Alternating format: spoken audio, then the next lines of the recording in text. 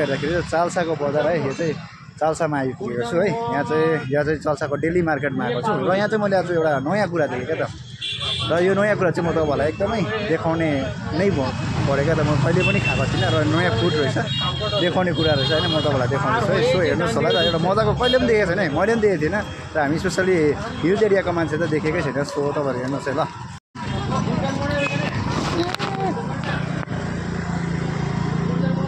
भाबी अब दिनुहोस् मलाई साँच्ची भनेको यता हेर्नु ल भाबी यो दिनुहोस् न एउटा बनाइदिनुहोस् गरम गर्नु न एक बना के दिखा दीजिए ना हेर्नु त दादी ल कसरी बनिन्छ हेर्नु इसको क्या बोल्दा है दिदी इसको क्या बोल्दा है भाबा पिठा एक्चुअली यसलाई चाहिँ के भन्दछ यसलाई चाहिँ भाबा पिठा भन्दछ ल कसरी बनाउँछ हेर्नुहोस् है यहाँनिर टक्क निकाल्नु हुँदैछ अहिले है अब चाहिँ बनिँदैछ मकैको चावलको है हो चावलको होइन यसलाई एकदमै भरेर हो टक्कै उसो भरिसकेपछि चाहिँ के लाउँछ यसमा ड्राई फ्रुट इसमें ड्राई फ्रुट डाल्दा है ड्राई फ्रुट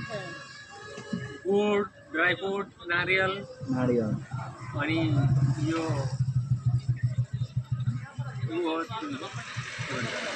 चेरी यसलाई चाहिँ यसरी बनाएर चाहिँ टक्कै लिएर चाहिँ यो चाहिँ गरम पानी यसको भित्र चाहिँ के छ भने गरम पानी छ यहाँनिर हेर्न सक्नुहुन्छ र यहाँ चाहिँ टक्क राखिदिनुहोस् अब यो आफै बोइल भएपछि चाहिँ अब यो चाहिँ वेस्ट हुँदो रहेछ लु भाइ एउटा दिनुहोस् त म पहिला टेस्ट गरौँ यता पाक्नेसम्म चाहिँ होइन यता चाहिँ यो चाहिँ पाक्नेसम्म चाहिँ म चाहिँ अब यता ट्राई गर्छु एउटा ट्राई गर्छु कस्तो हुन्छ म तपाईँलाई बताउँछु एक दिएको ग्लास लगाएर खाउँ है कस्तो देख्छ यो हजुर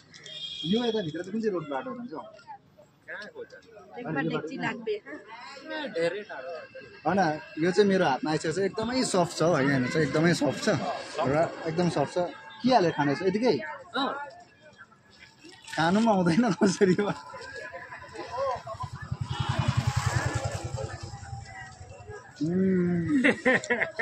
चिनी हुँदो रहेछ चिनी हुँदो नि त है मिठो छ नि खानु मिठो छ है साथी के भन्छ यसलाई बङ्गलामा चाहिँ भापा पिठा भन्छ त्यो बोइल गरेको पिठा भन्छ नि त्यही हो यो चावलको रहेछ एक्चुअली भन्दाखेरि तर यो चाहिँ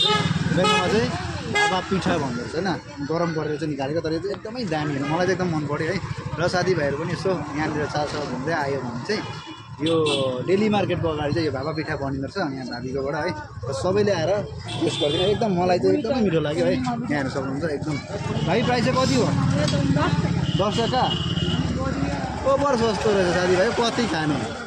10 रुपियाँ मात्रै रहेछ होइन सबैजना आएर चाहिँ ट्राई गर्नु एकदमै मिठो मलाई चाहिँ एकदमै मिठो लाग्यो तपाईँले पनि आएर ट्राई गर्नु सक्नुहुन्छ खालि केवल 10 रुपियाँ रहेछ यसो म चाहिँ त खाना व्यस्त भयो त्यो अगाडि भिडियो आउँदैन